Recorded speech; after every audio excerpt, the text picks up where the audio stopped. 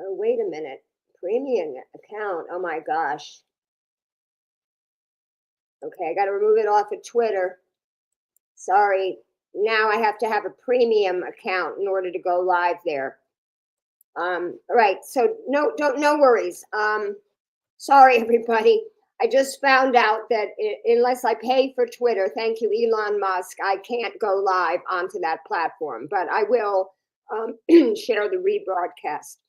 So this is, excuse me, this is Lauren Steiner here from the Robust Opposition, and I'm in Asheville. And as people know, we had a terrible hurricane here. September 27th, I believe, was the date, Hurricane Helene. And thousands of people in Western North Carolina were displaced from their homes, which were either destroyed entirely or severely damaged. And FEMA has a program called TSA, Temporary Shelter Assistance, where they can put people into hotels for as long as 6 months, and even that can be extended, I just found out. But they have to keep checking in with them periodically. I believe it's every 2 weeks, and to tell FEMA that they're still out of their home. Their home has not been repaired. It's still uninhabitable, or to let FEMA know that they found other housing. So FEMA has periodically been evicting people from hotels, and turns out a lot of these evictions have been unjust, because FEMA has been saying their homes are habitable when they're not, or they're saying that they left 8 messages for the hurricane victim, but they have not gotten called back. And volunteers have sprung into action to try to keep these people in their hotels. And the latest round of eviction was scheduled for this weekend. It just happened to be the start of a snowstorm. And they were able to get them extended for 1 day and then 2 days.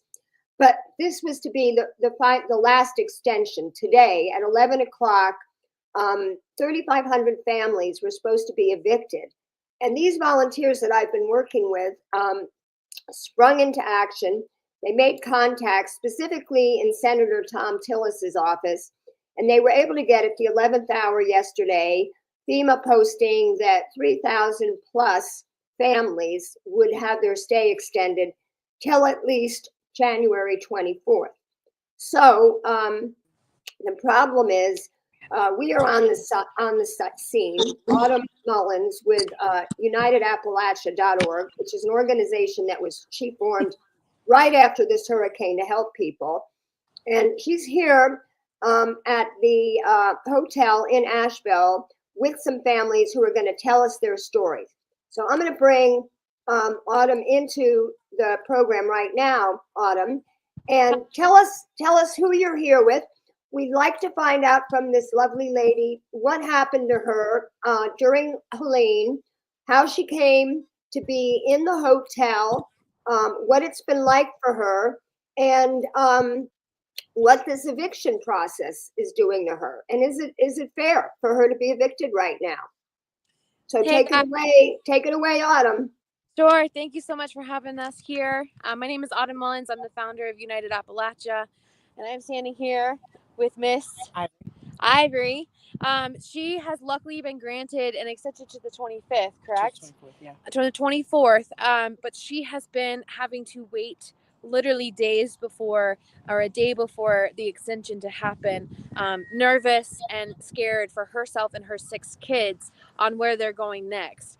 So if you want to tell us a little bit about what happened with Helene, what got you here in the first place? Okay.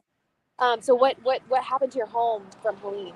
First of all, personally, I was in the middle of a situation where I was staying with my son. Okay. His apartment had tree damage. They're tearing down the whole building. We don't know what they're doing yet. We had other issues with that. We had some personal issues as well. But so we were all out of the apartment. We came here. And since the storm, like I said, staying in one room with all the kids is rough. 1 room and 6 kids. Yeah. We were technically allowed to have 2 rooms. But first we were in a room with my kid's grandma before my FEMA got approved. That wasn't until the middle of October. where I got my own room. But so, yeah, we could supposed to be able to have 2 rooms. We haven't been offered that. It's been trying to go back to work. Yeah, trying to juggle the kids. And so she's been working full time on top of staying at the hotel. And can you tell me a little bit about what your plans are next? Do you know where you're going after the voucher ends? We've had lots of help. The community has helped. FEMA has helped. We've had FEMA helping us with rental assistance. We haven't been able to find a place. Here in Asheville, everything is so expensive. It's almost impossible to find 3 or 4 bedroom. For less than $1,300. I mean, I can't afford things like that by myself. Also, my background, my own personal issues. You know, like I said, my background and credit. You know, all of the things that they look at. We are having a hard time finding a private owner. You know, we're just having a hard time finding a place in general. We were donated a camper. The camper is placed in Weaverville. Okay. I work here. My kids go to school here. We don't have transportation. So, I mean, it's just, if it's not one thing, it's another. Yeah. Trying to find transportation, anything I can put a down payment on, I am working, you know. But we're paying for a rental car. That's thousands of dollars so far. We could have bought another car. We could have moved into a place. But there's our money going, you know, just to be able to get the kids to school every day. They finally got the kids on a bus here. You know, just different things, you know. Yeah, I mean, it's been rough. It's stressful. And then waiting till the, you know, every day of life is worrying when we're going to have to be out of here. The camper out in Waynesville. Did I say Weaverville? Weaverville. Waynesville. Okay. Is where it is. Is that Haven on the Hill with James Lunsford? Yes, and he is amazing. Yeah, he is amazing. I've had lots of people reach out personally and help us with the generator. And, you know, we've had lots of help. Right. But it's still stressful. You know, I mean, the kids are, every day. They're like, when we have to leave here, they can't have their toys here. We just had Christmas. And we're having the hotel is every day complaining about too much stuff in our room. And you know, organize this and organize that. And so we've taken stuff to storage. That's another bill. You know, it's just one thing after another. We're using the phone as a hotshot. She's actually she's about to go to United Way. Yes. To see about getting additional assistance. My peer support worker is through Operation Gateway. Okay. And they have a program up there that I got a message yesterday to come and see them today at noon. So. Okay. And what was your full name? Ivory Crouch. This is Ivory Crouch, y'all. This is her story about, you know, if it's not one thing, it's the next thing. In the middle of dead winter, you know, she's doing everything she can. She's a single mom. She's working full time. She's got 6 kids, 1 hotel room, and she's got to be out by the 24th. And she's got no transportation to get her kids to and from school that they have stayed in for, I'm assuming, years now. And they're having to figure out how to uproot their life and go to Waynesville. So thank you for sharing your story. And I'm really, really sorry that we're having to do this and that you're having to go through this. But hopefully we'll get your voices heard and we'll figure out where to go from here. But I've got your information on here, and we're going to bring it to Senator Tillis, and we'll see what we can go from there. Okay. Thank you so much. I appreciate you. And I've got my next homie over here. Okay. Well, let's state your name. Yeah, my name too. Sorry? Divine. And what's your full name? Divine Smith. This is Divine Smith. Okay. So this is my homie. And he's got we've made some connections since I've been out here. He's got a situation where he is actually approved for an apartment in 4 days. Was it that you said? Yes, ma'am. He needs 4 days from FEMA to extend his voucher because he has nowhere else to go. My problem is the water, which I showed you the picture. He showed me the picture. The water is all discolored, and his landlord's not doing anything about it. So he's having to find a new place to live. He's done the due diligence and found his own place, but unfortunately, like you said, FEMA is expiring for him today, so he's going to be on the street for 4 days until he gets his new apartment. So can you tell me a little bit about what happened, so I'm assuming the water situation occurred from Helene. Yes, ma'am. Which they know. And they know, and you showed your landlord, and he didn't do anything. So out of safety, you got into the hotel. And then you started working on trying to find another space for you, which he did find. But he needs a 4-day extension. At least about a week. At least about a week, so he can actually be warm and move his house into a new space and get his life restarted. And can you state your full name again for the record? Divine Smith. Divine Smith. This is Divine Smith, y'all. Can we let him talk about what his experience was like? Experience for what? Well, first of all, like, what happened during Helene, what it's been like in the hotel, and what you think is going to happen over the next 4 days before you move into your place. Well, I had to leave out today, so I don't know what's going to happen. Hopefully, I get this call and they tell me this key ready so I can move in these next 4 days. But I mean, like, I guess I ain't nothing really I can say. I mean, FEMA, this is a blessing for real. Like that they gave us somewhere to go, since the hurricane. But I mean, we gotta leave today. But like I said, I'm just in the process of waiting on my apartment to be ready, and just hopefully it be ready this week. Like I just And this is your and on camera shot too. So, Hey, you're doing good. You're doing good. You're doing good. and this is your apartment where you were living before, and they're just fixing the water. They're not fixing the water. That's why he had to leave. Yeah, I'm moving to a different. Oh, location. different. Yes, ma'am.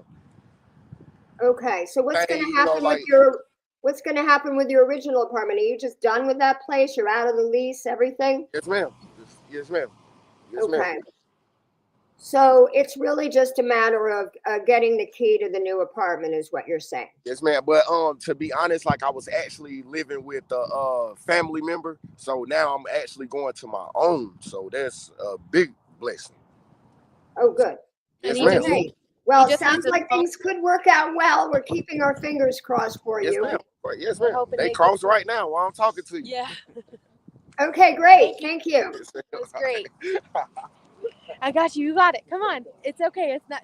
I don't see anybody online. It's okay. It's okay, girl.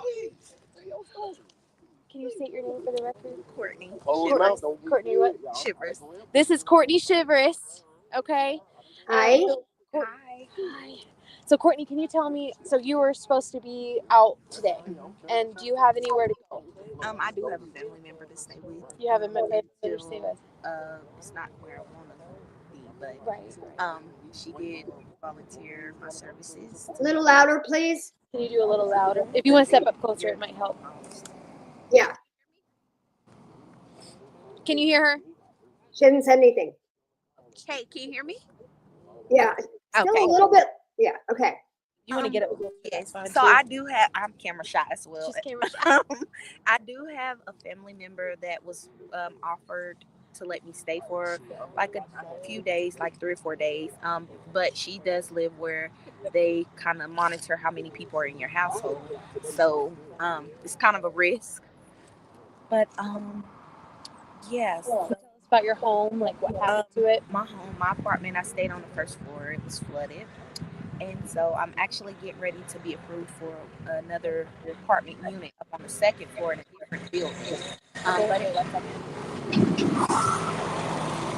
won't be ready for about another week or so. So I did need an extension. I did see on the news last night that they were doing extensions, but the hotel came and knocked on the door this morning that we had to be out this morning. So it was just kind of like, They what didn't are my approve. next steps? Yeah. And so I was like, I called FEMA and they had me submit some documents, which I did that last week, but I hadn't heard anything back. And just been kind of waiting with my fingers crossed, hoping something comes open. So FEMA has actually made contact with her about getting more documentation. She did what she was supposed to. She has not heard back, and this is another yet example of someone who needs just a week before they can get into permanent housing that she's taken on her own and has made and has self-advocated and figured out a solution for herself. So this is I'm so sorry. Courtney. Courtney Shivers.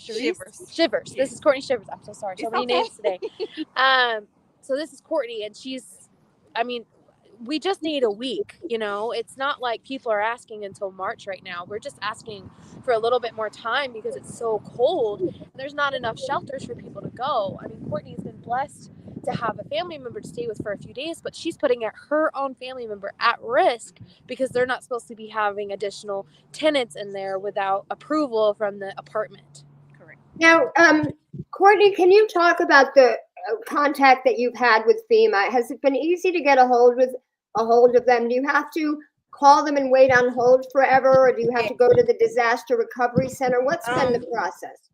So I've had to go to the disaster center a couple of times, and they gave me the direct lines. But yes, the past 3 times I've contacted FEMA, I've had a 3 or more hour wait. And then when I get on the phone, it's like, oh well, when they came to do your inspection, they said that it was habitable or something. But I have an 8-year-old that has severe asthma, and so the mold that grew into the apartment is still there, and so it triggers her asthma. So I don't feel like that's safe for us to be there. And so I did speak with my apartment complex manager, but again, I am on Section 8, so it takes a while for them to process that application and whatnot to be able to move into a different unit. So I would say FEMA has been somewhat of some help, but it does take a while, like 3 or 4 hour wait. Right. So you're dealing with bureaucracies. You're dealing with 2 government bureaucracies. You're dealing with FEMA and you're dealing with Section 8. Yes, ma'am. Okay. Well, I'm really sorry this is happening to you. I'm hopeful that it will work out. I understand that you should not be back in that apartment with the mold. You have to take care of your kids first. So good luck to you, Courtney. Thank you so much. Courtney, for talking. Thank you. Yeah, thank you. All right, last but not least, come on over here. We're all shivering out here. Yeah, Shivers is a good last name. I for today. know. What's her name? This is Miss Linda Scott. Hi, Linda. Hey, so do you mind speaking very loudly for the camera? Okay. And we're going to ask you, so can you give us some information about what happened to your home during Hurricane Helene? Well, when I got the storm, I got evicted trying to get my car. I was planning on leaving in my car, but it got destroyed during the flood, and I had no flood coverage for that. And it's just been terrible. My granddaughter has asthma and has to be on a nebulizer. And we have to have power somewhere for that. And it's just been very heartbreaking for everyone. It's trying to stay warm and just have a normal life, normal routine. How many people in your household that were there in the hotel? My granddaughter and my daughter and myself. And so have you been contacting FEMA periodically to let them know that you still have no place to live? Yes, ma'am. Yes, ma'am. And what are they telling you? Well, that they're working on getting extensions, and that's basically all they were telling us. And were you given an extension today, or are you having to leave today? If the program don't go through, I'm having to leave today, and I have nowhere to go. She was not approved. I have no car to leave in, and it's very heartbreaking when you are in that position. I know, it sounds horrible. I've been on disability for several years. I worked at a local factory around here all my life and was in a car accident in 97, and I had to get on disability. But I would love to go back to work, but I can't. What is the situation with your daughter as far as working? She's on disability also, but my granddaughter, she works for Uber. I see.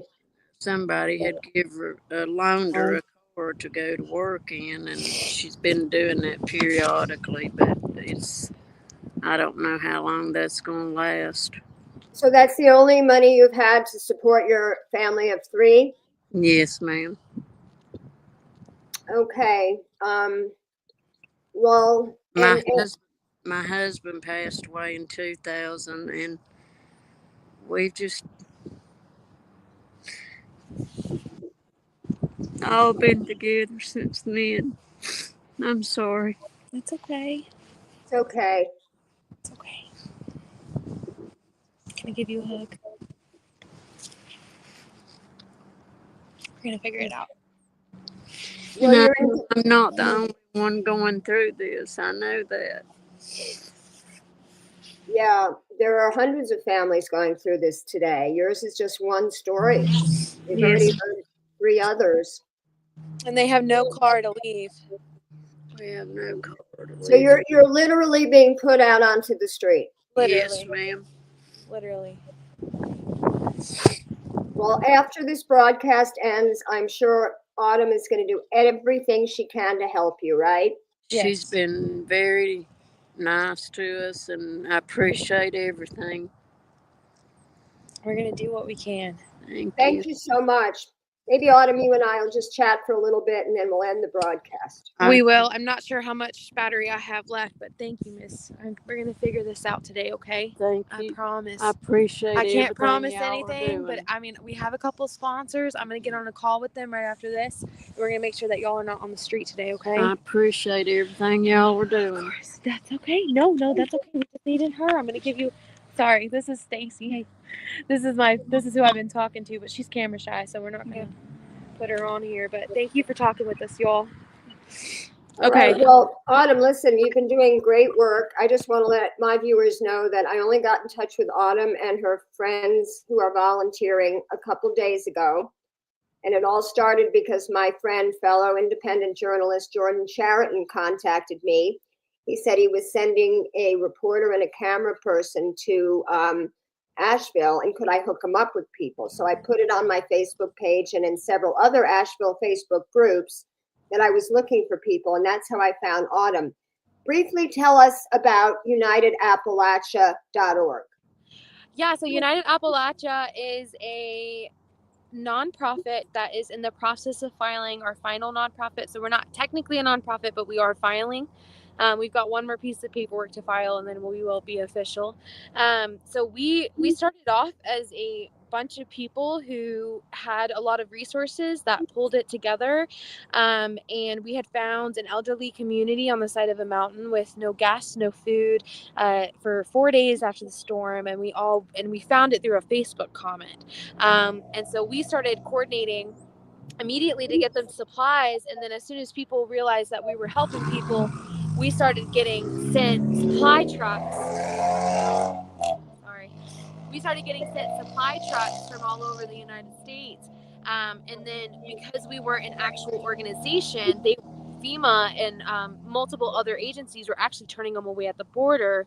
So I spent the last of my savings and filed to be incorporated, so we can. You might want to scoot down a little bit because your video's being perfect.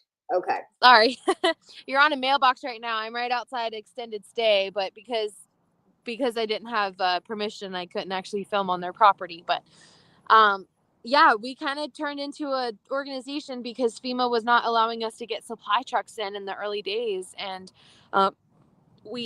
they said that the trucks needed to go to an established organization. So I spent my last $380 and filed with the state immediately, and we got approved, and then we were able to get more trucks in. So it's kind of a crazy story. Now let's talk about this FEMA work that you've been doing.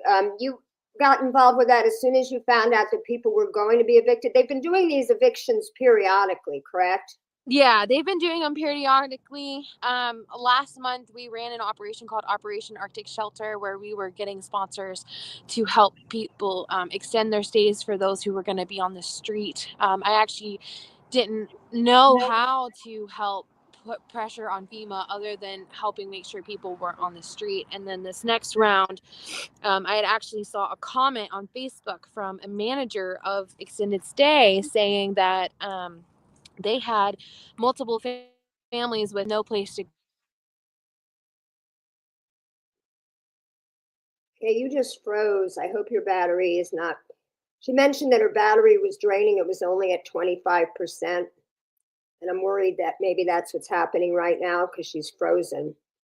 Autumn, I don't know if you're hearing me or not. If you are hearing me, maybe you can take yourself out of the broadcast and then come back in. I'll give you a second to do that. If not, I'm going to try to sum up what I've been observing you guys are doing. Let me remove you from the stage. Okay, I think she's going to try to log back in, folks. But basically, as I mentioned, I found out about this group, and they put me into a group chat. And what I found out they were doing was compiling a list of all of the hotels that were sheltering Hurricane Helene victims. And they were contacting these hotels to try to find out how many families they were sheltering and whether they were being told by FEMA that they had to leave over this past weekend. And then they started, as I mentioned at the beginning of the show, unless you're tuning in late, they started contacting Robin Ramsey, who I know from Fairview. She's very philanthropic, but she's also Senator Thom Tillis' representative here in Western North Carolina. And they were having conversations with her over the weekend and were able to get an extension. But this extension apparently did not cover everybody. As you've seen, there are two of the families that we spoke to cannot go back to their homes. They're not habitable, and their new home, they either don't have new homes or their homes aren't ready. So this is a very bad bureaucratic situation. I'm not going to cast any aspersions on FEMA. They've been doing that too much on Facebook, and I think it's kind of a right-wing deal, if you want my opinion, because I think that the right wing, for as long as I've been an adult, has tried to cast aspersions on government. You know, Ronald Reagan famously said, government is not the solution, it's the problem. And then Grover Norquist, who was a consultant to the right, always said, my goal is to shrink government to the size where it could be drowned in a bathtub. So if people don't have any faith in their government, if they don't have any trust in their government, that just aids the privatization of everything. So I don't want to say that FEMA is being intentionally evil by what's going on here. I think it's a combination of things. They're understaffed. We know they're underfunded. We know that the Republicans adjourned Congress right after Hurricane Helene without extending the funding of FEMA that they so sorely needed. We also know that the Republican supermajority here in North Carolina did not give the Democratic governor the however many billion he asked for. They only gave him 100 million, something like that. So that's also government money that could be used to help these families. And so I think they're underfunded, they're understaffed, and there's also these complicating conditions. I mean, the first woman that we spoke with, she mentioned that she was working with Operation Gateway, and that's an organization that I support, and they provide assistance, re-entry for recently released people who were incarcerated. And if that is the case with her or any of her family members, you know, she did make mention that she's been having a hard time finding a new place to live. And we all know that it is very difficult. Someone has to put felon on their rental application, and that almost automatically denies them. People don't want to rent. And there's a lot of problems with formerly released felons. I could do a whole show on it. You know, some states they're not able to get access to food stamps, very difficult to get jobs. The firefighters right now, they have actual incarcerated prisoners fighting the wildfires in Los Angeles right now. And they're being paid like $10, $20 a day. And that actually is the 13th Amendment, that we can have slavery for, or indentured servitude, I guess you can call it, for people who are in prison. So they are risking their lives. I've seen interviews with them. They're actually happy to be out there because anything's better than being in jail. And they were asked the question, does this help them to get jobs with fire departments after they're released? And they said no. Fire departments won't hire former felons. So this is another problem exacerbating things. And then we also had the Section 8 housing. Our government has, not only has our government not built additional public housing over the years, they have defunded Section 8, which is a voucher program that they give to people who are low income and can't afford the astronomical rents. Several years ago, I read an article that there's nowhere in the 50 states that you can live and rent a one-bedroom apartment on a minimum wage salary. And as we know, the minimum wage here in North Carolina is $7.25. And the average rent, I believe it went down after Helene. It had been up to $1,400 a month. Now it's $1,300 a month, as she said. But nobody can afford $1,300 a month on the wages that they're making. Even people that are making $15. And Just Economics has just increased for the third time the livable wage in Asheville to about $23 an hour. So that's a problem. And then a lot of these landlords won't accept Section 8 vouchers because they think, often unfairly, that these tenants are going to trash their buildings. So we have a perfect storm here. We have people that are living paycheck to paycheck, and then they're hit by the hurricane, and they're found, with these additional problems. Not to mention the woman that we spoke to at the end who's been on disability. The disability it's great that we have disability insurance in this country, but it's not really enough to pay more than just the necessities. And with rents being what they are, there are, that is a necessity, but we have people that are spending 30 to 50% of their income on housing, and anything over 30% is considered rent burdened. So it's a terrible situation, and all I can say is we need more help. The private organizations are doing a yeoman's job. Volunteer groups like Autumn's group, United Appalachia, and all these other women that are in the chat that I've been watching, calling around, trying to find these people shelter. Not only have they been trying to work with Thom Tillis's office to get this extended, but they've also been trying to find shelters, and the shelters are all full. And it's the dead of winter right now. The other day when the snowstorm started, it was like 29 degrees outside my house. And today it's a little bit warmer, but I did notice that the winds are picking up there.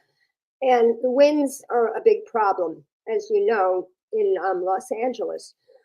You have to excuse me.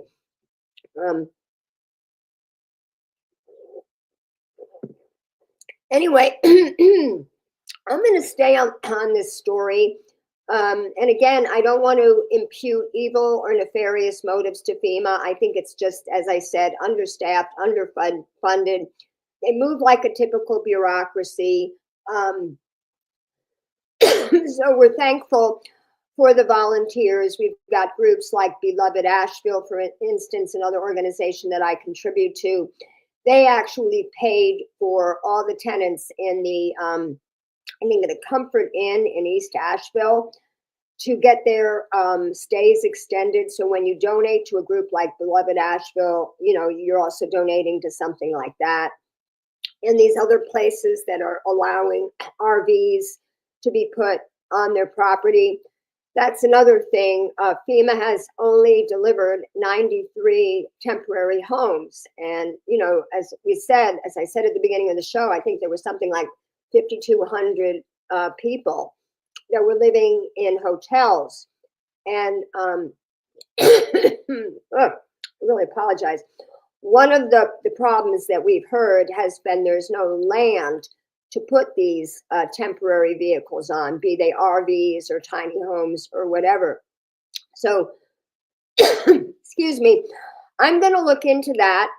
But in the meantime, please share this show. What we really want to have happen is we want people to call their elected officials and tell them that FEMA needs to give a blanket extension. If they're allowed to stay 180 days, that is going till March, they should just say they're going to stay till March. Apparently they have the money now. And, Joe Biden did say that he was going to pay for 180 days all of the disaster relief expenses in Los Angeles. And that's been put out on X to say that why aren't they doing it for Western North Carolina? I want to say very clearly that all of the expenses that he's talking about has to do with infrastructure repair and debris removal. It doesn't have to do with money going to individual families to pay their rent or any of their other expenses. So I don't want that to get out there because that's getting out there on X. Ever since Musk took it over, it's been very right wing. And they're using that to say, oh, look at Joe Biden. He's rewarding all of the wealthy Democratic donors in California and leaving everybody out in North Carolina, leaving them out to dry. And that is just not the case at all. So I feel like people need to keep their eye on the ball here. Like I will be going over this afternoon to Chuck Edwards. He's going to be at the Quality Inn, and I'll put the address in the chat if anybody's in Asheville and they want to go over it. I don't think he's going to be there. I think his representative, he has I think he calls it Chuck's Caravan or something like that. And it's a mobile unit that goes to different places and constituents can go and meet with him. And if anybody, he's our federal representative here in Congress. Thom Tillis and Ted Budd are our senators. So anyway, I'll be there. And if it looks like it's worth live streaming from there, I'll come back on. In the meantime, share this show, contact your representative, and keep fighting.